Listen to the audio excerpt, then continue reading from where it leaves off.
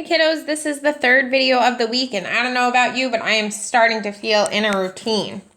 Alright, today is Thursday and there are 3 parts to today's lesson. So step 1 is this video.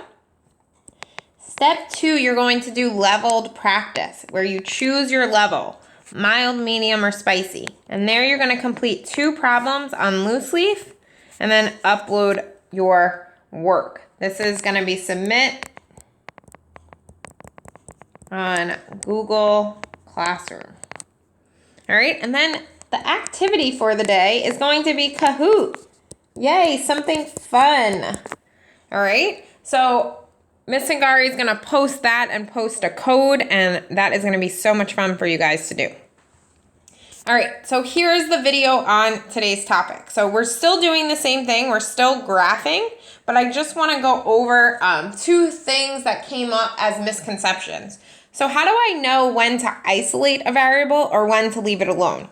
So slope-intercept form looks like this, where I have mx plus b. I can see my slope and I can see my intercept. When an equation is written in this format, you leave it alone. Okay? This is called standard form, and these are just placeholders for numbers. All right, in this format, I can't see my slope and intercept. So what I need to do is I need to isolate for y.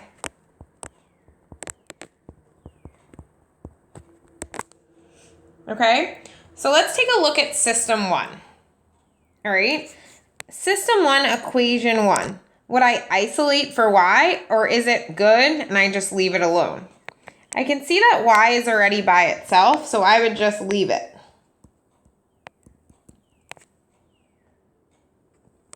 Equation 2, y is already by itself, so again, I just leave it. Let's take out system 2. Equation 1, y is by itself, so I leave it as is.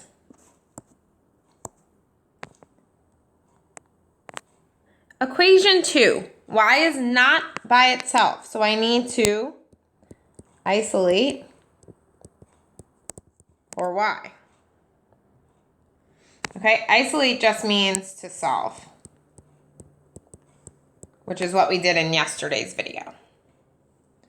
All right, system 3, equation 1. Let's take a look. So I see y doesn't have a number, but if I look next to it, it's still not alone next to my equal sign. So I want y to be the only thing on my left side. So in this case, I need to isolate for y. All right, for this one, y is the only thing on the left, so I leave it.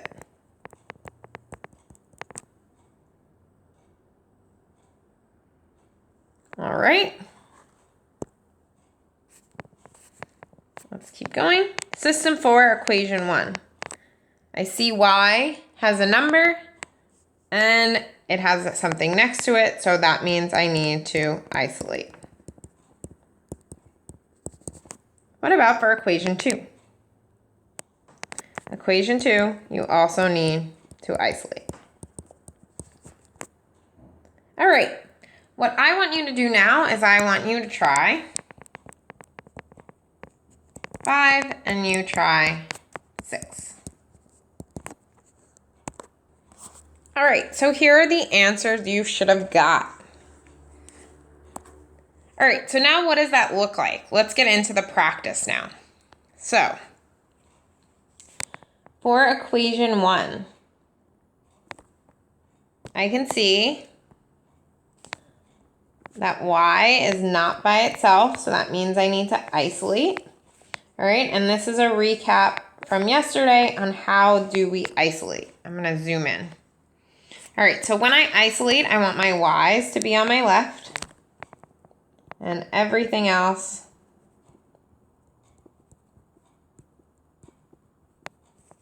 on the right. Okay, so my y term I'm gonna bring down. And in this case, that's a 1y. I have negative x that goes on the everything else side, so that's going to cross over. So that becomes a plus 1x. And my 3 is already over here, so I'm going to just bring it down as is. Okay. Before I move on, let's take a look at equation 2. Is y by itself, or does it need to be isolated? It needs to be isolated. So I'm also going to set that up for this. So again, y on my left, everything else on my right.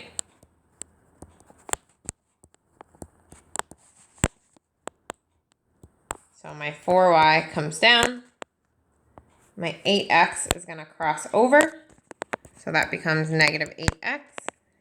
And my negative 12y comes down.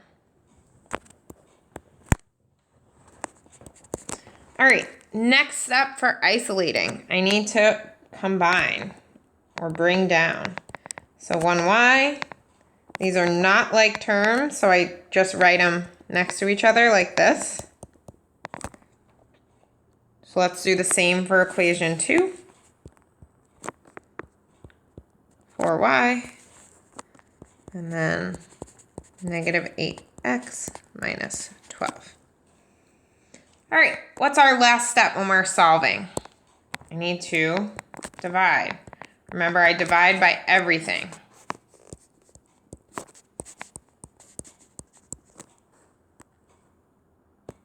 All right, so what's left? These cancel. I'm left with y equals 1 divided by 1 is 1. I bring down my x. 3 divided by 1 is 3. So this is my new equation 1.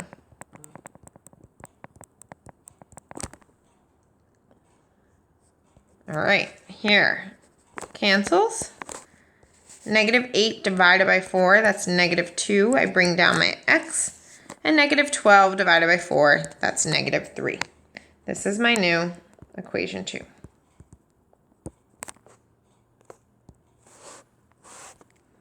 All right, what I want you guys to do next, I want you to tell me what is the slope and the y-intercept for each of these.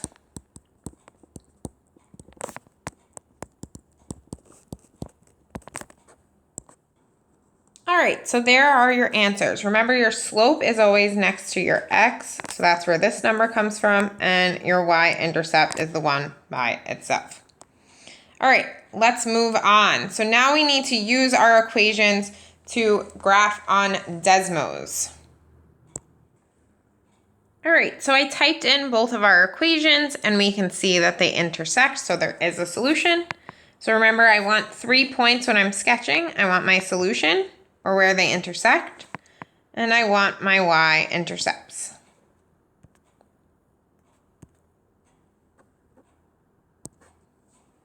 All right, so I sketched out my 2 lines and I color-coded, so I have equation 1 with a y-intercept of 0, 3.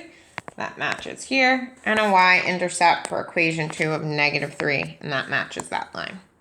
I'm going to circle my solution. So my solution is negative 2 on my x, and 1 on my y.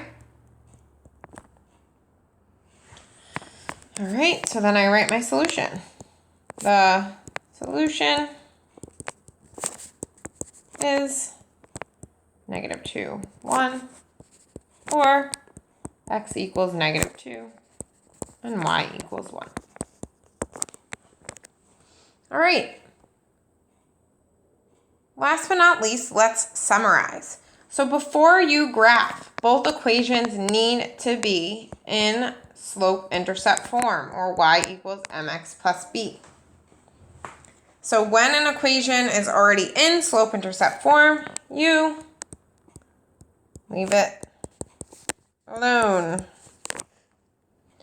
When an equation is in standard form, like this example, you need to isolate, which also means to solve for y. And when I isolate for y, Y goes on the left. Everything else goes on my right. All right, so what are you going to do now? So now that we finished our video, check, you are going to go to step 2 practice, which is your mild, medium, spicy worksheet. This is located on Google Classroom. All right, then after you're done, you can play Kahoot. All right, as always, if you have any questions, type them in at the end of the video, and we hope to see you in office hours.